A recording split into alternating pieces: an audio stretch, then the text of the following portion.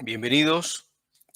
Hoy vamos a ingresar dentro del título 4, contratos en particular, al análisis del leasing en el Código Civil y Comercial. Un contrato mercantil eh, eminentemente eh, práctico y que lamentablemente por un motivo u otro no ha sido lo suficientemente desarrollado en la República Argentina, a diferencia de otras latitudes.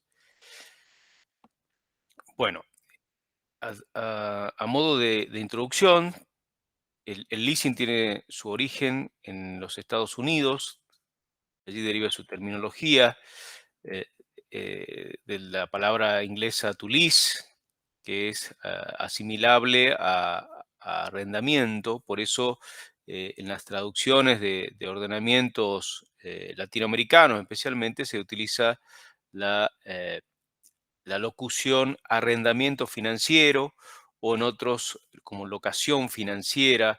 De alguna manera van eh, advirtiendo al investigador, al intérprete, que se trata de un instituto que tiene dos componentes. En materia de antecedentes, tuvo reciente, por supuesto, tuvo su incorporación en los proyectos de unificación civil y comercial, así en el proyecto de 1987, en un solo artículo, luego en el proyecto del Poder Ejecutivo de 1992. También se lo incluye como un contrato en particular dentro del elenco de contratos nominados que el legislador decide incorporar al régimen del Código Civil unificado. El proyecto de la Comisión Federal de Juristas retoma el antecedente del proyecto de 1987, considerando solamente como una locación con opción a compra. Y finalmente el proyecto de 1998 reitera la regulación del proyecto del Ejecutivo del 92, en donde también lo incorpora como contrato nominado. Del punto de vista de la legislación, fuera de los antecedentes normativos mencionados, encontramos que el leasing se incorpora al ordenamiento jurídico argentino a partir de la sanción de la Ley 24.441 del año 1995, con una finalidad eminentemente inmobiliaria, es decir, se propiciaba utilizar al leasing como instrumento técnico a los fines de fomentar la construcción y eventualmente arrendamiento de inmuebles, cualquiera sea el destino. Sin embargo, esta primigenia sanción de esta ley tuvo diversas críticas desde el punto de vista doctrinario, especialmente porque se incorporaba el leasing inmobiliario, pero dentro de una ley ómnibus. Es decir, que la ley 24.441 tenía no solamente el leasing como una de sus temáticas principales, sino también regulaba, por ejemplo, el contrato de fideicomiso, o introducía modificaciones al régimen del corretaje en materia mercantil, es decir, normas de fondo, pero al mismo tiempo también incluía reformas al Código Procesal Civil y Comercial de la Nación. Entonces, se perdía de un modo u otro la noción autónoma o propia, específica del contrato de leasing dentro de diversas normativas, tanto de fondo como de forma. También introducía un reglamentarismo notoriamente excesivo. No se olviden que el leasing, al ser un contrato mercantil, se caracterizaba en ese momento por una flexibilidad que el legislador había encorsetado de alguna manera al contrato. Estas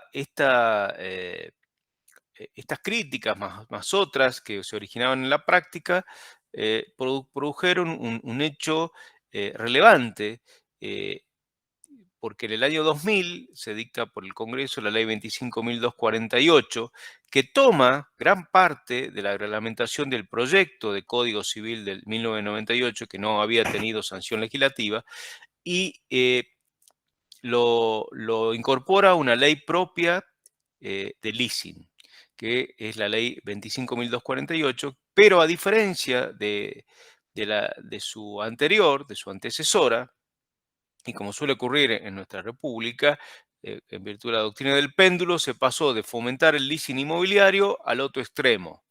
el leasing mobiliario, lo cual también tenía importancia práctica, porque no se olviden que ya en esos años la informática, la tecnología de Internet ya se encontraba en ciernes y de algún modo u otro el inmueble había dejado de tener, mantenía su importancia, pero ya dejaba de tener importancia económica. Más aún hoy en día, si ustedes observan, por ejemplo, en materia de Bitcoin, el Bitcoin vale hoy casi $44.000. Y es un derecho intelectual, inmaterial, y que demuestra que un Bitcoin vale más que en algunos casos que una propiedad inmueble. Sin embargo, esta sanción también era susceptible de críticas porque carecía de vinculación con el régimen de defensa del consumidor. Ustedes recordarán que en el año 1993 el legislador había sancionado la ley 24.240 y el leasing podía tener algún tipo de vinculación con el régimen del consumidor, pero se perdió la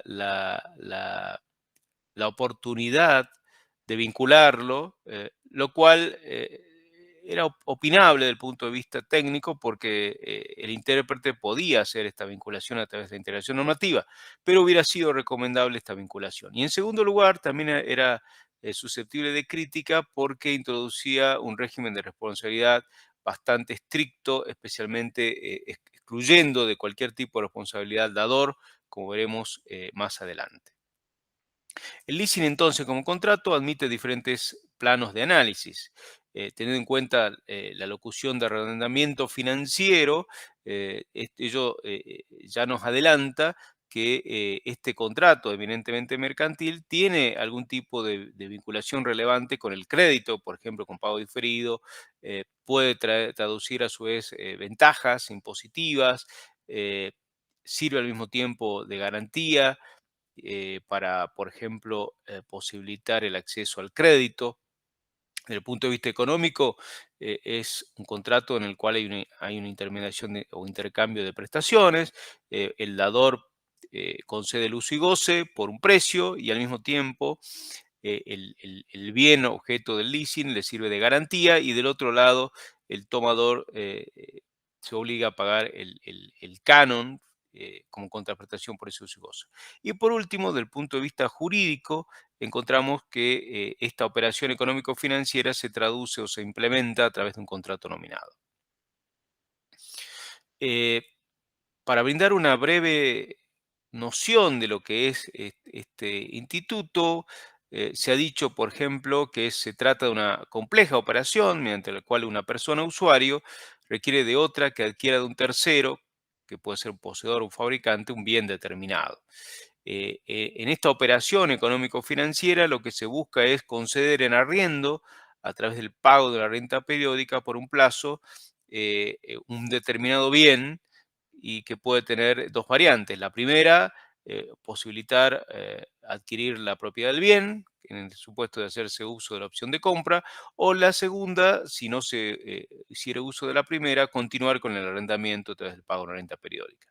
Esta noción, del punto de vista contable, permite adentrarnos en una operación económico-financiera compleja y sencilla al mismo tiempo. El legislador del Código Civil y Comercial, siguiendo el proyecto 98, también incorpora al contrato de leasing dentro del capítulo quinto, título 4, contratos en particular, y que hoy nos permite su análisis. El artículo 1227, con el epígrafe concepto, define al contrato como aquel en el cual el dador conviene transferir al tomador la tenencia de un bien cierto y determinado para su uso y goce contra el pago de un canon y le confiere una opción de compra por un precio. Conviene adelantar que el epígrafe no es acertado, porque en realidad, más que brindar un concepto que es más propio de la doctrina, lo que se busca es definir un contrato por medio de una ley. Entonces hubiera sido más sencillo y por ello nosotros hemos recomendado que el epígrafe diga definición del contrato de leasing. Eh, si ustedes analizan brevemente los elementos subjetivos, objetivos y de causa fin, encontramos que hay dos partes, que son por un lado el dador y por otro lado el tomador. el objeto sobre el cual recae el contrato es un bien que debe ser cierto y determinado. eh, Hay una contraprestación por ese uso y goce, que es el pago de un canon, y por último la opción de compra por un precio. Entonces, desde el punto de vista del elemento subjetivo, encontramos una persona humana o jurídica que actúa como dador o parte contractual del leasing. También puede ser, porque no hay restricción alguna, adelantamos, una sociedad de leasing como era en la ley 24.441, o bien podría intervenir también como dador una entidad financiera y eventualmente un banco. Del otro lado, tampoco hay ningún tipo de restricción. El tomador del contrato de leasing puede ser una persona humana o jurídica y la finalidad puede recaer, a diferencia de sus antecedentes, no solo sobre, pueden ser dador o tomador un empresario, ya sea individual o social, sino también puede ser un consumidor actuar como tomador. Y esto es relevante por el impacto que produce también en el ámbito contractual. Es decir que, tanto en el elemento subjetivo, el contrato se compone de dos partes, del dador y el tomador, y no hay ningún tipo de restricción alguna, utilizándosele como medio o vehículo de vinculación el propio instrumento contractual. Desde el punto de vista objetivo, el leasing, y esto es un punto de conexión con la locación, permite que recaiga sobre bienes materiales, que pueden ser cosas muebles o inmuebles, según que puedan trasladarse o no de un lugar a otro, incluyéndose, por ejemplo, en materia de muebles, leasing sobre automotores, sobre camiones, aviones, colectivos, casas, departamentos, oficinas, fábricas, es decir, no hay ningún tipo de limitación tanto en materia mobiliaria como inmobiliaria. Pero, a diferencia de la locación, también permite celebrar el contrato de leasing sobre derechos, es decir, que encontramos derechos intelectuales o industriales, porque el leasing también incluye dentro de su ámbito material a marcas, patentes, modelos industriales y eventualmente software. Esto es importante por el impacto práctico que tiene, ¿no? Entonces, podemos sintetizar que el objeto del contrato de leasing puede ser cualquier bien, material o inmaterial, en la medida que sea cierto y determinado. Este es un punto de conexión con la locación, porque si el tomador no hace uso de la opción de compra, debe devolver el bien, el mismo bien que había celebrado el contrato. Lo mismo ocurre, por ejemplo, en la locación, cuando se celebra un contrato, por ejemplo, con un departamento de propiedad horizontal. Una vez finalizado el plazo, hay que devolver el mismo departamento, no se puede devolver otro. Eh, Al igual que la locación, también el dador puede celebrar un contrato de leasing, sea o no propietario, mejor dicho, titular dominial del bien sobre el cual recae el contrato. Este es un segundo punto de conexión con la locación, porque como ustedes saben, el locador no es necesario que sea titular dominial, puede ser, por ejemplo, un usufructuario. ¿M? O un tenedor, en la medida que también te esté facultado para dar la sublocación. Bueno, lo mismo ocurre en materia de leasing. ¿Por qué? Porque se permite también que incluso el tomador del leasing, en la medida que no esté prohibido por el contrato, pueda otorgar en leasing el propio bien que contrató. Esto es una particularidad que es muy relevante. Por supuesto, siempre en el ámbito de la autonomía privada de las partes y en la medida que el propio bien permite esta facultad. Es decir, que el leasing recae sobre cosas muebles, eh, inmuebles o derechos, incluso intelectuales, como puede ser, por ejemplo, el know-how, o industriales y eventualmente software.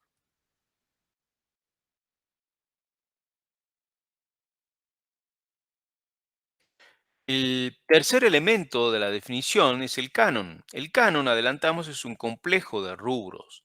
El canon, desde el punto de vista económico, sería la contraprestación que se obliga a pagar, a abonar, el tomador por el uso y goce concedido.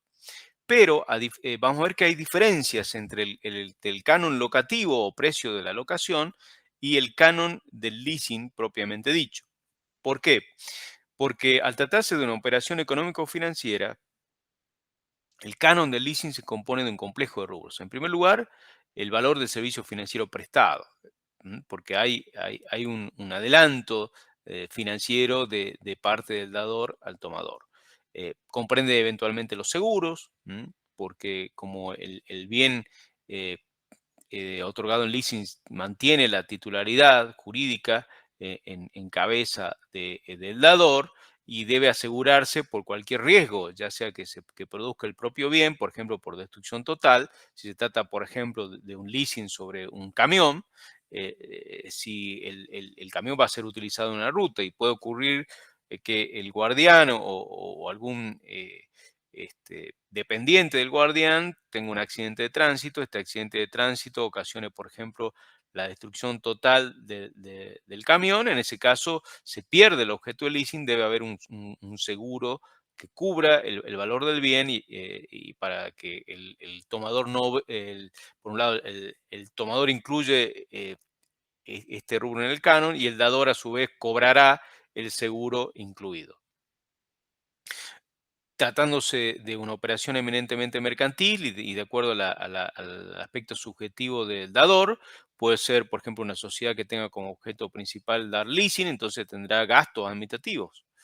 Eh, y por último, la fijación del valor residual, porque en virtud que el leasing comprende el uso y goce, pero también habilita la opción de compra, a diferencia de otras operaciones jurídicas, el canon comprende también, o incluye, mejor dicho, un proporcional del valor residual, de modo que cuando se haga la opción de compra sea mucho más sencillo su determinación y mucho más barato que, por ejemplo, que comprar un bien usado. Entonces, a modo de síntesis, el canon propio del contrato de leasing es un complejo de rubros y es diferente del precio de la locación en materia de contrato de locación. ¿Por qué decimos que es un complejo de rubros? Porque comprende, por ejemplo, el valor del servicio financiero prestado, seguros, gastos administrativos, valor residual. Pero el último elemento del contrato es la opción de compra.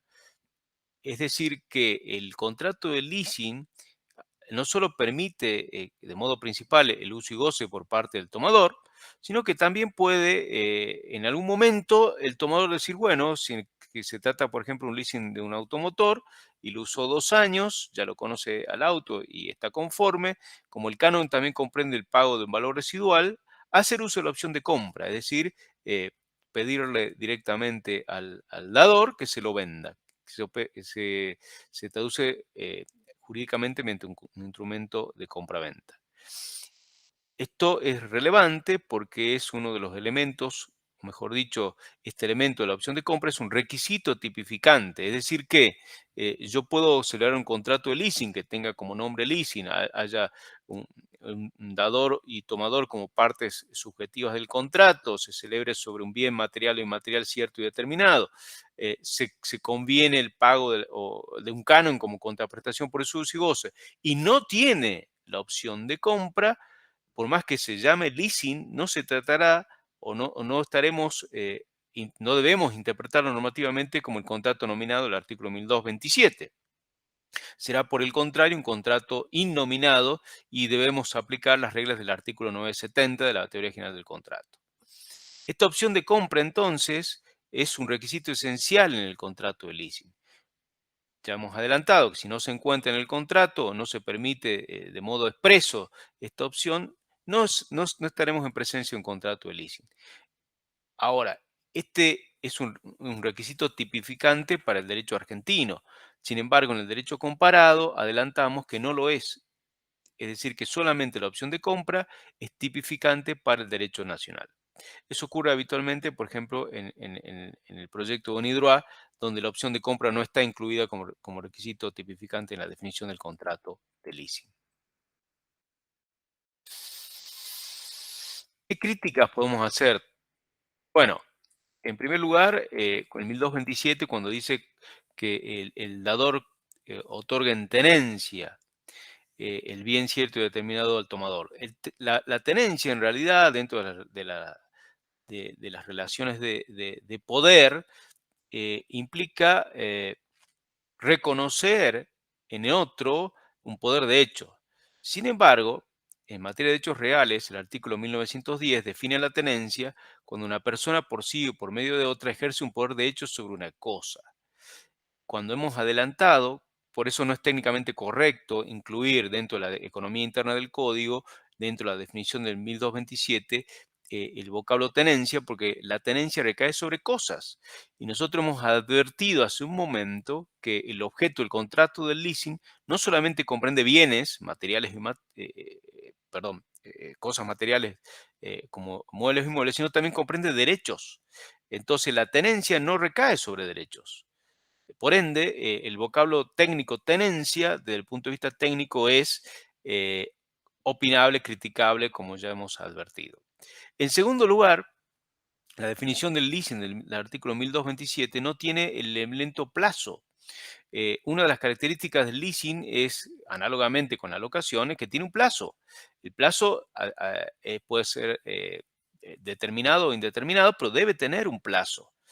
A diferencia del contrato de locación, como ya hemos adelantado, cuando en las clases anteriores hemos dicho que la locación puede ser de 20 o 50 años según tuviera destino habitacional u otro destino. En cambio aquí la definición no tiene el elemento plazo y eso es también susceptible de crítica. Y por último, la tercera crítica es que si el leasing es un arrendamiento financiero, como se utiliza en el ámbito del derecho comparado, por ejemplo, en la República del Uruguay, el elemento financiero es la causa fin del contrato, que debe estar implícita en este contrato, por ejemplo, para distinguirlo de otros. Sin embargo, en la definición y luego más adelante, tampoco se incorpora este elemento que para nosotros es fundamental. Porque, como bien dice Aisega, sin financiación no habría leasing, habría otro contrato, se trataría simplemente de una locación con opción a compra, por ejemplo, con una compra-venta. Pero lo que hace, teniendo en cuenta el origen del contrato, que es evidentemente mercantil, el financiamiento es relevante. Y nosotros incluimos al financiamiento como un presupuesto del contrato de leasing y dentro de la causa fin del contrato. Porque si financiamiento no habría contrato de leasing. Estaríamos en presencia de otra cosa, sería una mera locación con opción de compra. Así el artículo 281 del libro primero, cuando se desarrolla hechos y actos jurídicos, incorpora la causa del acto jurídico, expresamente dice que la causa es el fin inmediato autorizado por el ordenamiento jurídico que ha sido determinante de la voluntad. Y claramente, si el eventual tomador elige celebrar un contrato de leasing y no una locación, es claramente porque lo que le interesa es obtener el financiamiento del dador. Aquí eh, y por lo general será en moneda dura, porque al tener un plazo y tratándose de un bien durable, eminentemente tecnológico, pues en algunos casos, como puede ser el software, requiere como contraprestación el pago de una moneda dura. Entonces, el financiamiento subyace a toda esta operatoria económico-jurídica y que es un elemento crucial para distinguirlo de otros contratos. Porque el leasing es una figura polifacética, porque dependerá de las finalidades que tengan tanto el tomador como el dador al momento de cerrar el contrato. Por eso comprende diversas modalidades. Así, por ejemplo, reconoce un fin eminentemente financiero en el leasing financiero. En algunos casos, lo que se buscará es simplemente obtener una garantía. Esto ocurre habitualmente en el leasing operativo. En otros casos, más que la financiación, lo que se buscará eventualmente tener una opción de compra barata con relación a una compra-venta habitual. En otros casos será lo contrario, se buscará simplemente tener el uso y goce y por más que esté incluida la opción de compra, no será la finalidad principal hacer uso de la opción de compra. En otros casos, por ejemplo, en materia de tecnología, se buscará la renovación de bienes de capital o bien la actualización de software. En definitiva, el leasing es un contrato multicausal y por ende no puede ser eh, em, analogado o no puede confundirse, mejor dicho, con otros contratos con los cuales evidentemente tiene punto de conexión, como son la locación y la compraventa, pero en la multicausalidad que hemos mencionado, no se compara con ninguno de ellos. ¿Cuáles serían los caracteres del contrato? Bueno, en primer lugar, se tratará de un contrato nominado, ya hemos adelantado por qué, es consensual, porque el código abandona los contratos reales, es bilateral, para algunos será plurilateral, especialmente en la modalidad financiera, es eminentemente oneroso, no hay leasing gratuito, es conmutativo porque las prestaciones son ciertas desde el principio, es un contrato formal porque en ciertos bienes, por ejemplo en materia de inmuebles, buques o aviones, se requiere la instrumentación mediante escritura pública, es de duración conforme al artículo 1011, porque el contrato de leasing está predestinado a durar por un tiempo largo. eh, Generalmente se utiliza la técnica de la adhesión. La finalidad puede ser tanto de empresa como de consumo. Tiene una finalidad como causa fin financiera y en ciertos casos es dual porque dependerá de que si se busca el uso y goce o por el contrario lo que se pretende en rigor de verdad es la opción de compra. Entonces, aquí les pongo los artículos del código con respecto a los caracteres, a los efectos de que sea más sencillo luego su estudio.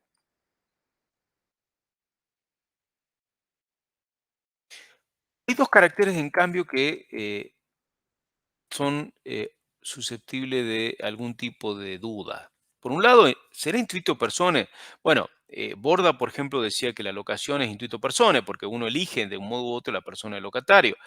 Siendo ese parangón, tendríamos que decir que el tomador del leasing también tendría que ser intuito personae, porque el dador no le daría un contrato de leasing, por ejemplo, de un bien durable, una flota de camiones, a una persona que no tuviera solvencia financiera o que tuviera algún tipo de antecedentes penales. Sin embargo, esto está opinado en la doctrina y por lo general se dice que no es intuito personal, pero puede serlo, depende del caso concreto.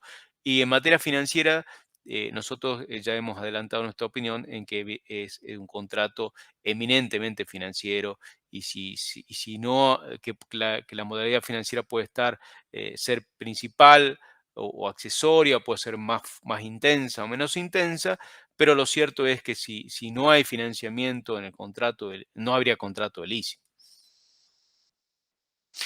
Lo mismo ocurre en materia de naturaleza jurídica. Esto al principio se decía que tenía solo era un mero contrato de crédito. Para otros, por ejemplo, siendo la técnica de la ley 24.441, era un contrato mixto por acumulación contractual, porque se decía en el año 1995 que era un contrato, eh, era una locación con una opción de compra. Para otros que ponían el énfasis en el uso y goce, decían que era un contrato de locación con particularidades. Para aquellos que ponían en cambio el punto de mira en la compraventa, se decía que era una compraventa con reserva de dominio. Sin embargo, la tesis mayoritaria que hoy, especialmente a partir del año 2000 y a la fecha, considera que el contrato de leasing es en realidad un contrato nominado que tiene su propia autonomía. Así, por ejemplo, en los fundamentos del anteproyecto de Código Civil y Comercial, se adelanta que se tuvieron en cuenta todos estos antecedentes legislativos y especialmente la doctrina y las costumbres negociales en virtud de su naturaleza eminentemente mercantil. En cuanto al método, y esto es interesante, eh, el proyecto del 98 no tenía ningún tipo de vinculación con el régimen del consumidor, como ya lo adelantamos, y eh, la ley de leasing del año 2000 tampoco lo tenía, y el Código Civil y Comercial, a pesar de incorporar el título tercero del libro tercero al contrato de consumo, tampoco tiene una vinculación directa con el leasing. Por ejemplo, a diferencia del contrato bancario del capítulo 12, donde el legislador ha incluido una sección expresa relativa al contrato bancario con consumidores. Sin embargo, en los demás contratos, como en la compraventa, el leasing, obra y servicios, la locación, no hay una vinculación. Sin perjuicio de ello, la doctrina interpreta que puede perfectamente amoldarse al leasing de consumo. Luego, en cuanto a la metodología de dónde insertarlo, bueno, dependerá, por ejemplo, para la doctrina civil, el leasing debía estar entre la locación y el contrato de obra y servicios. Esta es la metodología que siguió el proyecto de Código Civil de 1998 y que fue receptada de un modo u otro por el Código Civil y Comercial, porque el leasing está en el capítulo quinto, en el medio de la locación, capítulo 4, y el contrato de obra y servicios, capítulo 6. Eh, para la doctrina comercial, en cambio, el leasing es un contrato intermedio, porque su finalidad es eminentemente financiera. Por ende, en las obras de doctrina se lo incluía luego del factoring y antes del contrato de tarjeta de crédito, porque reconocía el comercialista que el leasing tenía una finalidad eminentemente financiera. Nosotros, en cambio, hemos sostenido que sin perjuicio de reconocer que no hay ningún tipo de restricción subjetiva, tanto en la persona del dador como como del tomador, eh, hubiera sido interesante incluirlo al leasing dentro de la regulación de los contratos bancarios, porque en la práctica, y esto es importante tener en cuenta, eh, hay, el dador actúa como sociedad de leasing, por ejemplo, provincia, el Grupo Vapro en la provincia de Buenos Aires tiene una sociedad de leasing que se llama Provincia Leasing. Eh, o puede ocurrir, como también esto habitualmente, que sean los bancos los que actúen como dadores. Esto ocurre, por ejemplo, en el Banco Macro, que tiene un departamento dentro del banco que se dedica de modo habitual a la celebración de contratos de leasing, por ejemplo, para la actividad agropecuaria, en materia de soja, por ejemplo, en caso de máquinas cosechadoras. Sin embargo, esto es susceptible de opinión, pero lo cierto es que el Código Civil y Comercial regula el leasing en el capítulo quinto, como intermedio del contrato de locación y el de obra y servicios. Acá les traigo algunos antecedentes de hecho comparado. Por ejemplo, en la Ley de Servicios Financieros boliviana se reconoce al leasing expresamente como una actividad financiera. Lo mismo ocurre, por ejemplo, en Colombia, donde se lo denomina como arrendamiento financiero. ¿M? Eh, y están bastantes elementos de los cuales hemos mencionado.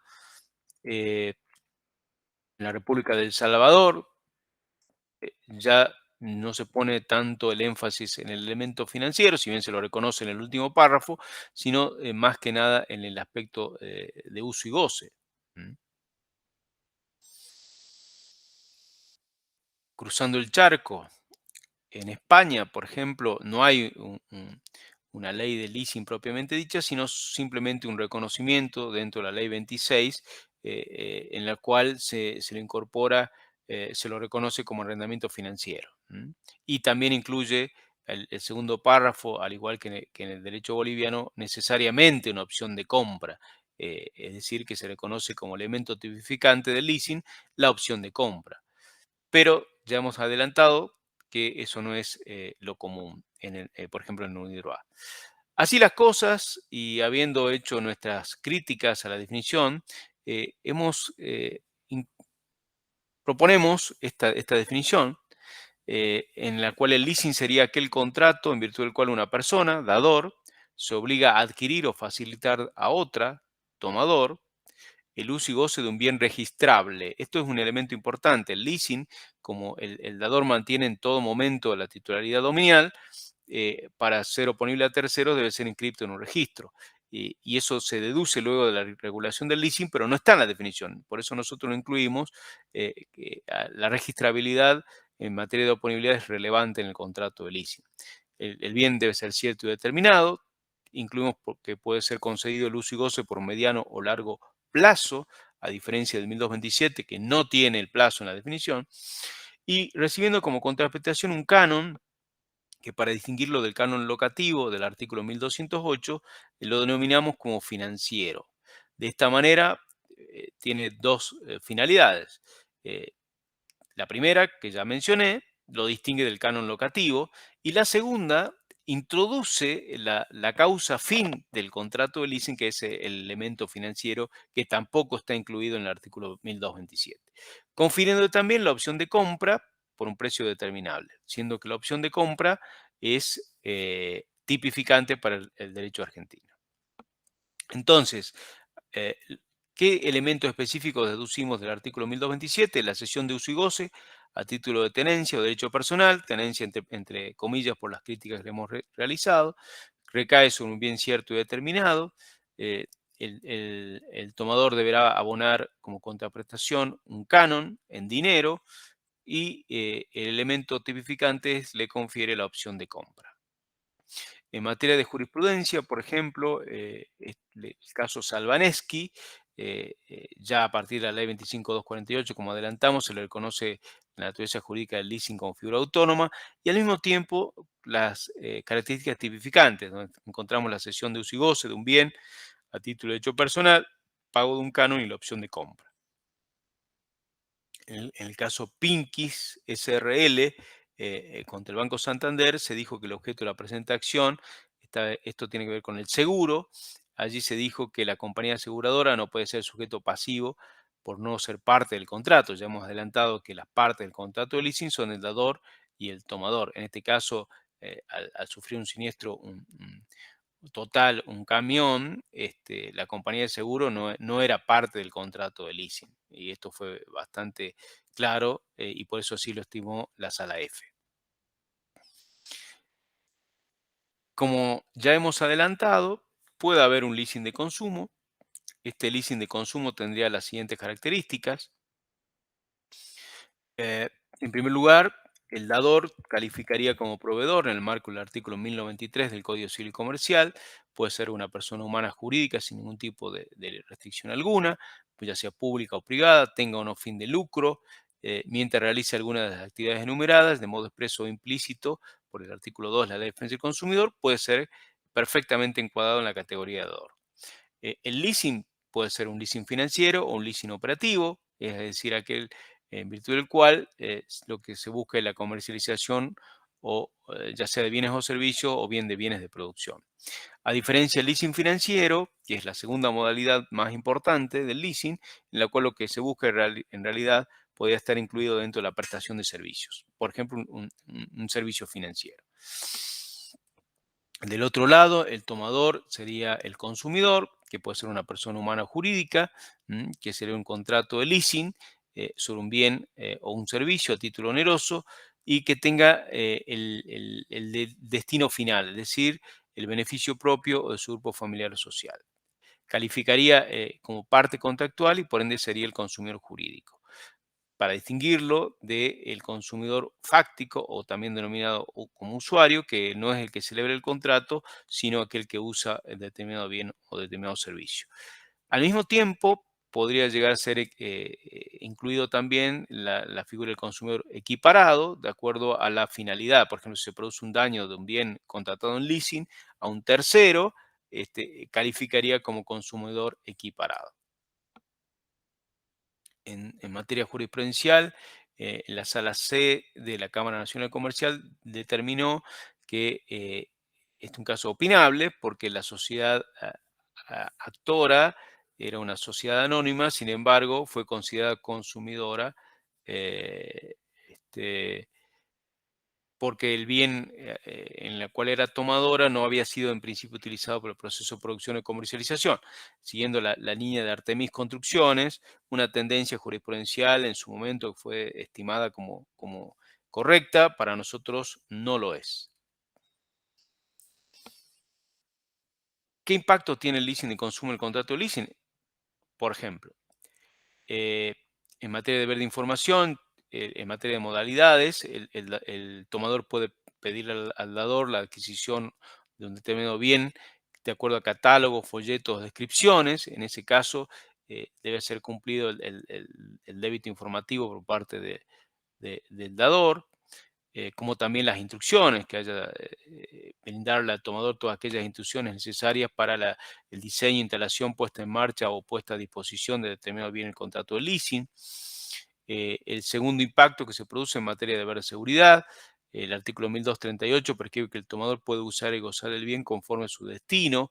En este caso también el dador deberá advertirle al tomador si ese bien tiene algún tipo de riesgo o peligro, ya sea para el propio consumidor tomador o bien para su grupo familiar. Y eso deberá integrarse normativamente a partir del débito informativo que ya hemos adelantado, de modo de actuar preventivamente en la persona del tomador de eventuales consecuencias dañosas. El tercer impacto se produce en materia de publicidad.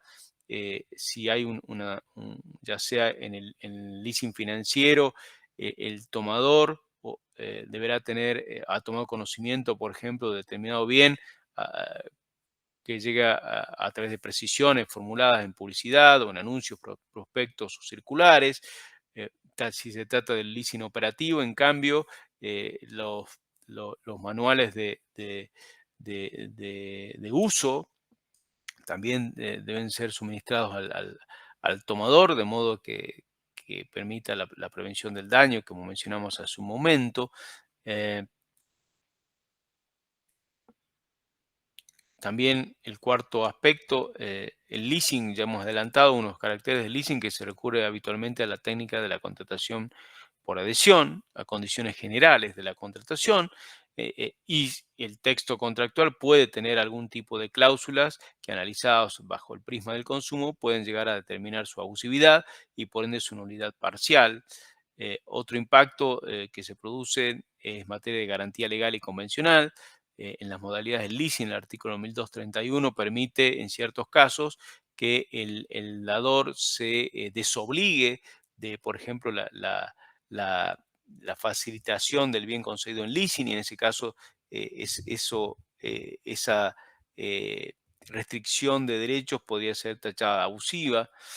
Eh, en materia de leasing operativo, por ejemplo, el dador actúa, el fabricante actúa como dador, entonces lo lógico es que también tenga la posibilidad de ofrecer un servicio de postventa, entre comillas, porque en realidad en leasing, hasta que no se produce la opción de compra, no hay venta, pero sí en el uso y goce podría suministrar el servicio técnico, por ejemplo, para el caso de defectos en materia de prestación de servicio. En materia de daños también es relevante cuando el artículo 1243 desobliga al dador de cualquier daño que produzca el bien del leasing con respecto a terceros, lo cual sería opinable dentro del ámbito del régimen general de la responsabilidad civil, etc.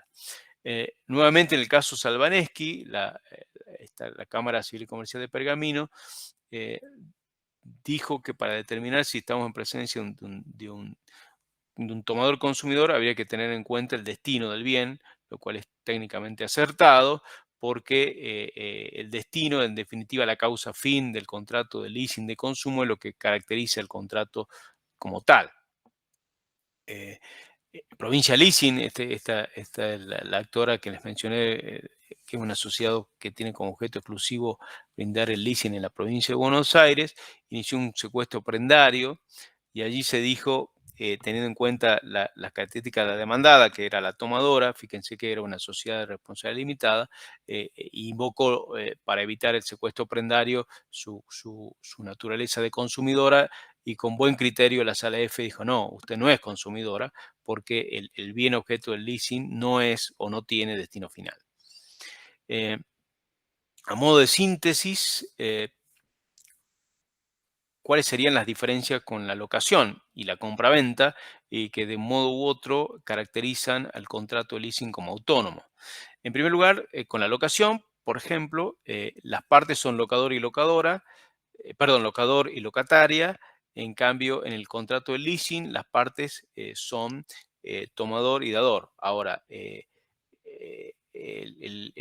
mientras el hay un punto de conexión, evidentemente, pues ya hemos adelantado que el locador y el dador pueden ser o no titulares dominantes del bien y eso no impide de ningún modo ni el contrato de locación ni el leasing.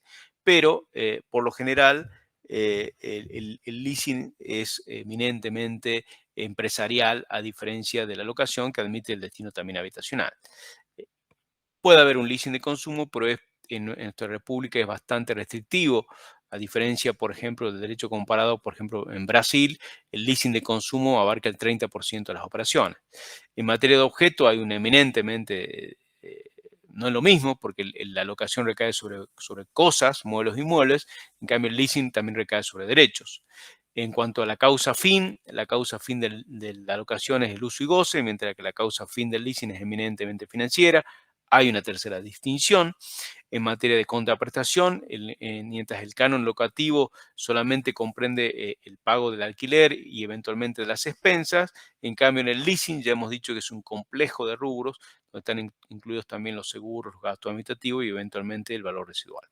En cuanto a la forma, también hay diferencias, porque en la locación el contrato es formal ad probationem, es decir, la forma es solamente a los efectos de la prueba, pudiendo eventualmente celebrarse una locación verbal. En cambio, en el contrato de leasing, de acuerdo a ciertos bienes, por ejemplo, cuando recae sobre inmuebles, sobre buques o aeronaves, necesariamente debe celebrarse por instrumento público, y si no se celebra el contrato de leasing por instrumento público, es nulo de nulidad absoluta.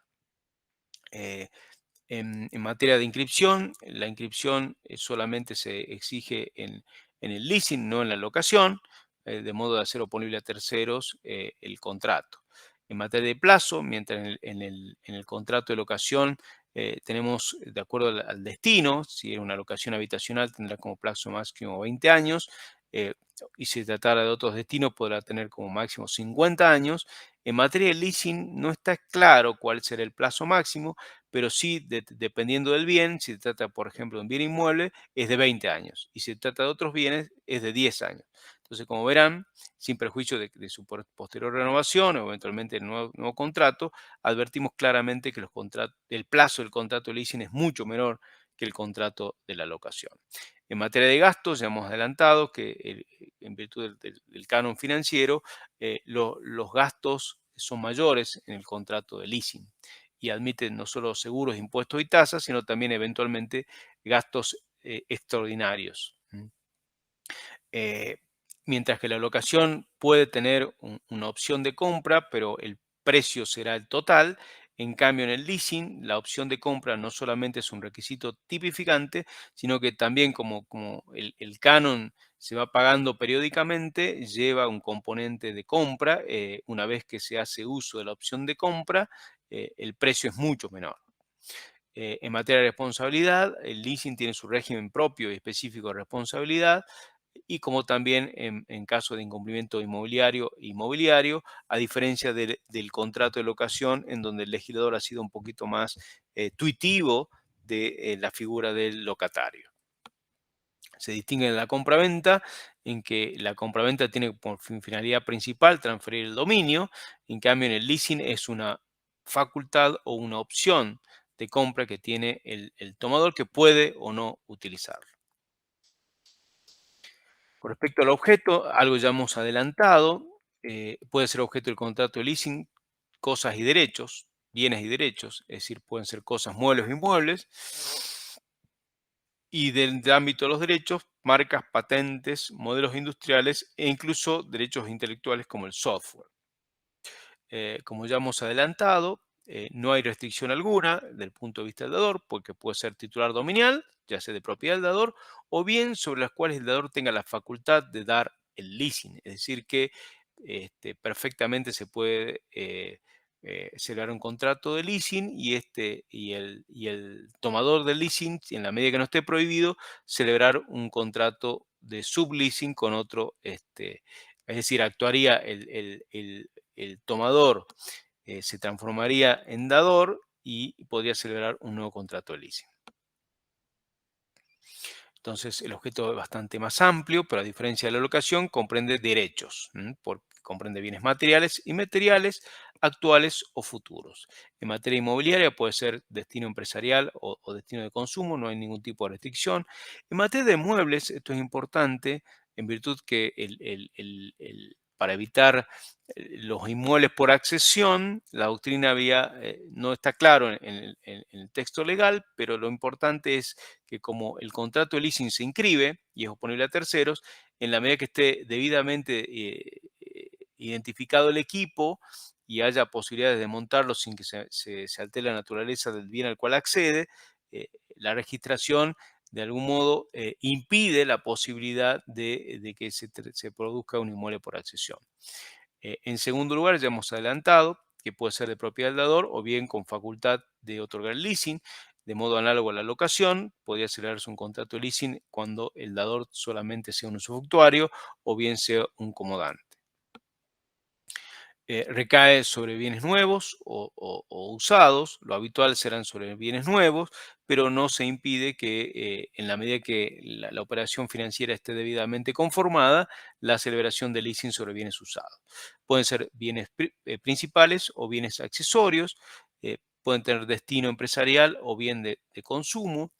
eh, Siempre es importante la oponibilidad frente a terceros, por ende, eh, pueden ser más que registrables, susceptibles de registración, porque se requiere su individualización y posterior oponibilidad a terceros. Es decir, ello ocurre habitualmente, por ejemplo, en materia de leasing de software, como no hay un registro propio específico genérico de leasing, ni en el orden nacional ni en el orden local, se utiliza, por ejemplo, los registros de créditos prendarios a los efectos de inscribir el contrato de leasing de todos aquellos bienes que no tengan un registro particular. En materia de marcas, también es susceptible de contrato de leasing. Deberá inscribirse, por ejemplo, en la Dirección Nacional de Propiedad Industrial el contrato de leasing, que tendrá un registro por 10 años y cuando se tratara de leasing de marca podrá tener renovación indefinida análogamente al registro marcario. No ocurre lo mismo en materia de patentes, porque en materia de patentes, el leasing de patentes deberá inscribirse análogamente al registro de patentes, el Instituto Nacional de Propiedad Industrial, INPI, eh, y podrá tener un registro de 20 años en materia de la patente, pero el leasing, como tiene un plazo máximo de 10 años, solamente podrá acelerarse el leasing por 10 años.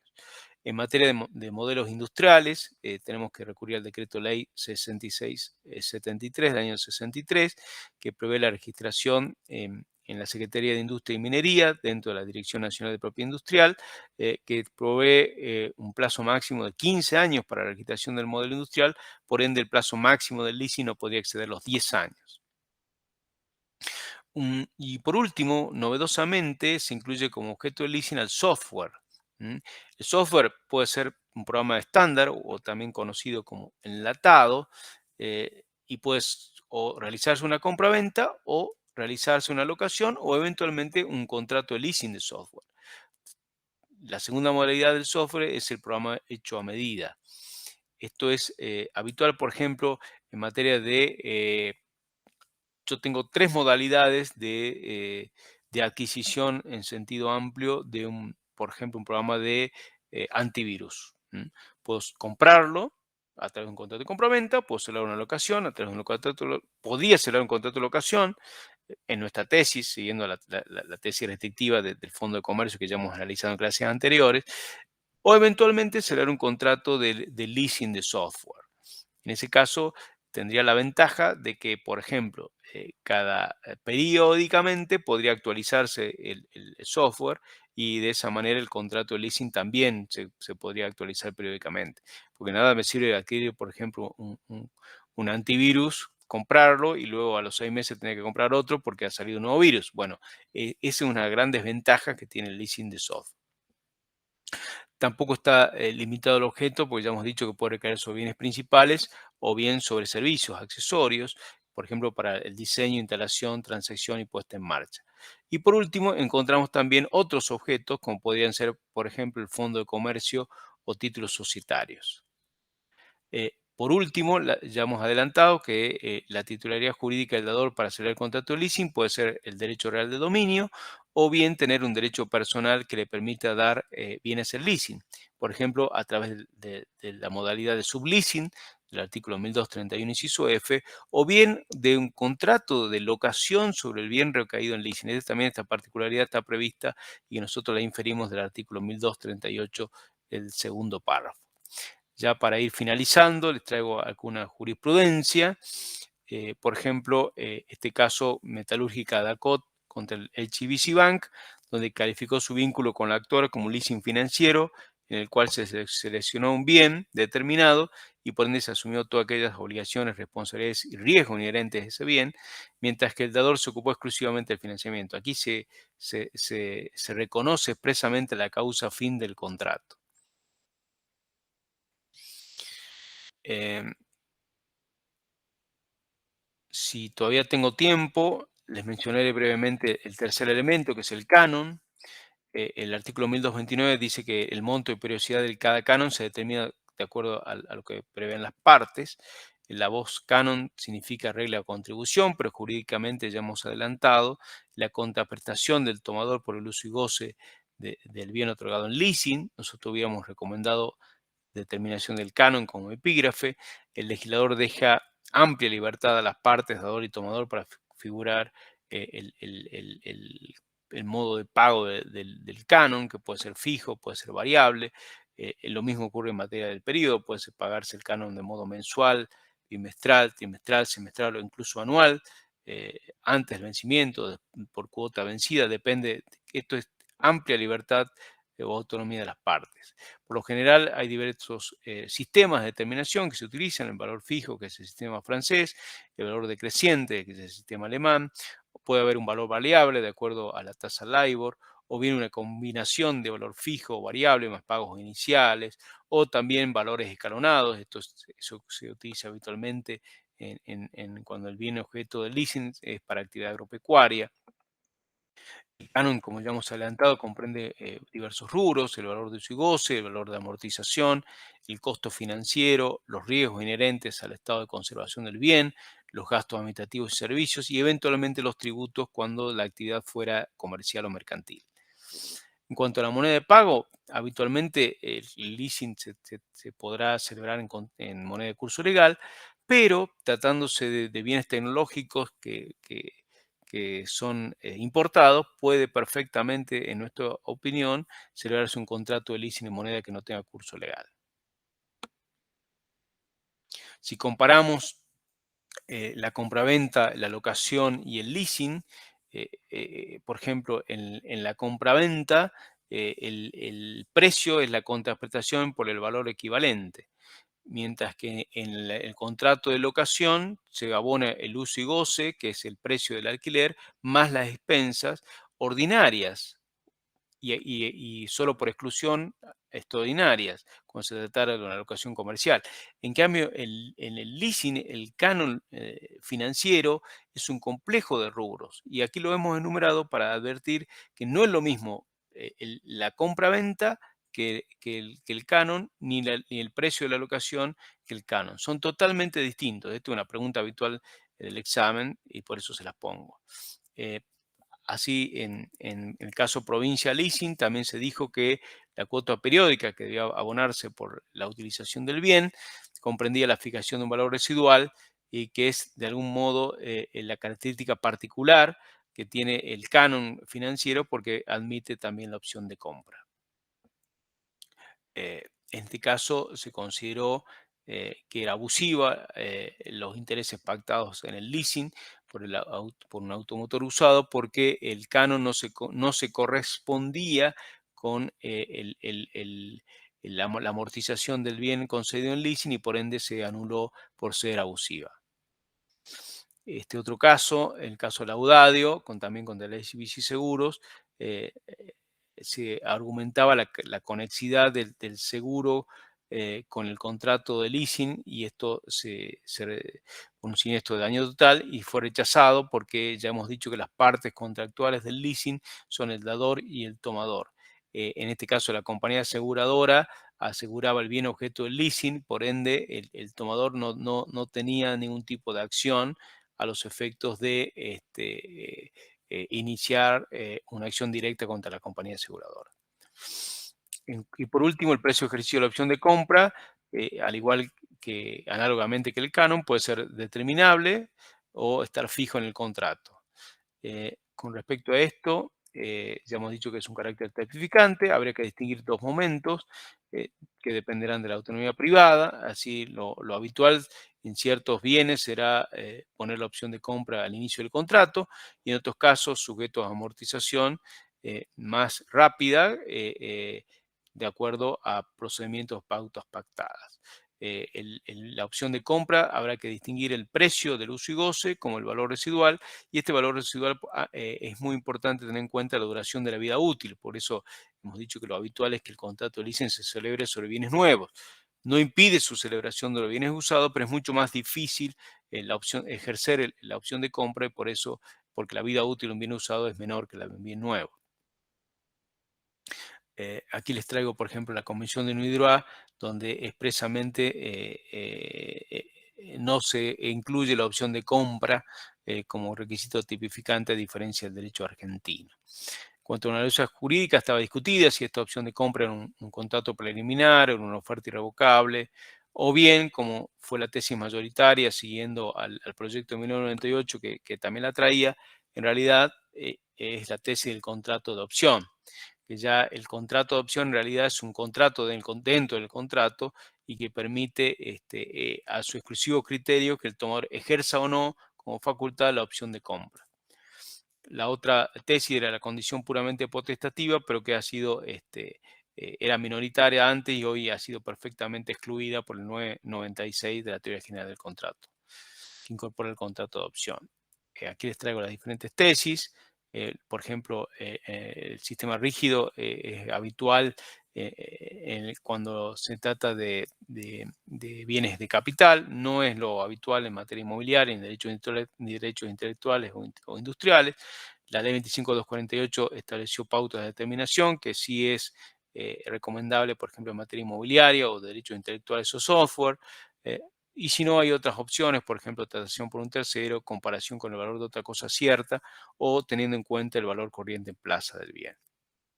Por último, alguna jurisprudencia. La Sala C, en el caso PCA Finance Argentina, confirmó la sentencia que hizo lugar a la demanda de daños por retención ilegítima y rodado. Aquí, ¿qué pasó? Se venció el plazo del leasing y el tomador no hizo uso de la opción de compra, entonces debía restituir el bien. Como ya hemos dicho, es análogo a la locación. Una vez vencido el plazo, hay que devolver el bien. No lo hizo, entonces el dador inició una acción por retención ilegítima. Eh, con eso terminamos la clase de hoy, para que no sea más largo. Muchas gracias.